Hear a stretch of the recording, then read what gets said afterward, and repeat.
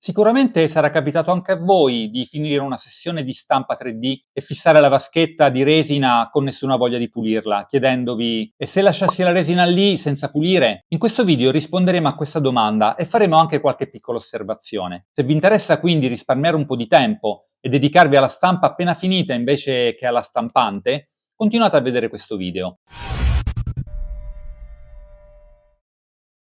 Sappiamo bene che il tempo è prezioso per tutti, sia se si tratti di lavoro, sia se si tratti di semplice hobby, che dobbiamo oltretutto incastrare tra le tante attività quotidiane. Oggi facciamo chiarezza su una domanda che un po' a tutti sarà capitato di farci, ovvero se sia possibile mantenere la resina all'interno del tank per molto tempo. Magari facciamo una stampa oggi, ma per mancanza di tempo o di voglia decidiamo di non pulire la stampante. Quello che ci chiediamo è: questa procedura potrebbe produrre qualche problema alle nostre future stampe o addirittura alla stampante stessa? La risposta breve alla domanda se possiamo lasciare la resina all'interno della stampante è sicuramente sì. Possiamo tranquillamente lasciarla all'interno della vaschetta anche per molto tempo. A me è capitato di lasciarla per diverse settimane e non ho avuto alcun problema con le stampe che ho effettuato successivamente. Tuttavia ci sono delle accortezze fondamentali da seguire per non trasformare il nostro prossimo progetto in un incubo o in un fallimento. Come dicevamo, partiamo dal presupposto che sì, la resina può restare nella vaschetta anche per settimane o addirittura per mesi. Infatti, finché la stampante è protetta dal suo coperchio anti-UV, la resina che rimane nella vaschetta resta comunque al sicuro dai raggi solari che possono entrare nella stanza e comunque non si solidificherà. Certo, la protezione non è ermetica e totale come quella della bottiglia originale, ma per l'uso quotidiano il coperchio offre comunque una barriera adeguata. Però c'è un però. Quando usiamo la resina direttamente dalla bottiglia perché dobbiamo avviare una stampa 3D, come sappiamo tutti quanti, la agitiamo anche vigorosamente in maniera che si amalgami correttamente prima di appunto versarla nella vaschetta. Con la resina ferma nel tank per giorni, magari per settimane, questa operazione ovviamente è impossibile. Non possiamo certo prendere la stampante 3D e metterci ad agitare l'intera stampante. Se osserviamo la resina dopo un lungo periodo di fermo all'interno della vaschetta, io ad esempio uso spesso la Standard Grey 2.0, la 3.0 della Elegoo, possiamo notare che il colore appare diverso, più scuro in superficie. Questo succede perché i pigmenti ed i componenti più pesanti tendono a separarsi e si depositano sul fondo per via del differente peso specifico. Quindi cosa succede? Ricapitoliamo. Magari un mese fa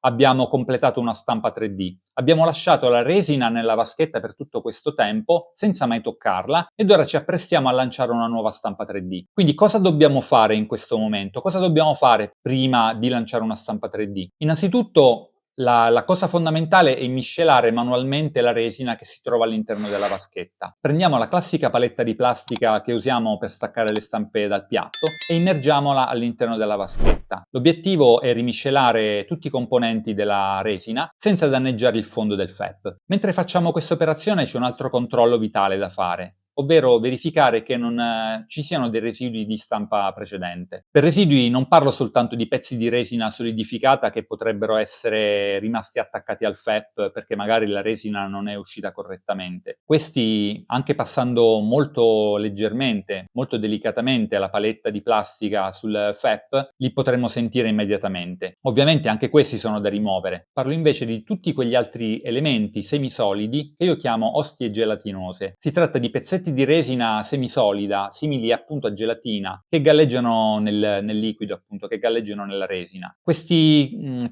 piccoli elementi si formano normalmente durante la stampa 3D, ma non si attaccano al fondo. Restano quindi lì, a volte invisibili perché molto piccoli e comunque molto piatti. Certe volte sono anche più grandi, a volte possono essere grandi quanto una falange di un dito, ma comunque restano sempre sottilissime, per questo li chiamo ostie. Se li trovate, usate la paletta per spingerli delicatamente lungo la parete della vaschetta. Alzate la paletta tenendola attaccata alla parete della vaschetta, facendo movimenti molto delicati e lasciate scolare la resina liquida, in modo che l'ostia resti depositata sulla paletta. A questo punto potete rimuoverla facilmente. Mi raccomando, ovviamente trattate queste ostie come materiali pericolosi. L'ideale sarebbe farli polimerizzare completamente prima di smaltirli secondo le norme vigenti. Una volta che la resina è resina è ben miscelata e pulita, potete procedere con il rabocco se serve. Il mio consiglio infatti è quello di miscelare sempre la resina già presente nel tank prima di aggiungere quella nuova dalla bottiglia. Ovviamente quella dalla bottiglia dovrete prima shakerarla correttamente. Infatti se versate la nuova resina sopra quella vecchia senza averla adeguatamente miscelata, non otterrete mai un composto omogeneo. Inoltre miscelare con poca resina nel tank vi permetterà di essere un po' più energici senza rischiare schizzi pericolosi. Infatti un colpo di paletta troppo forte potrebbe far uscire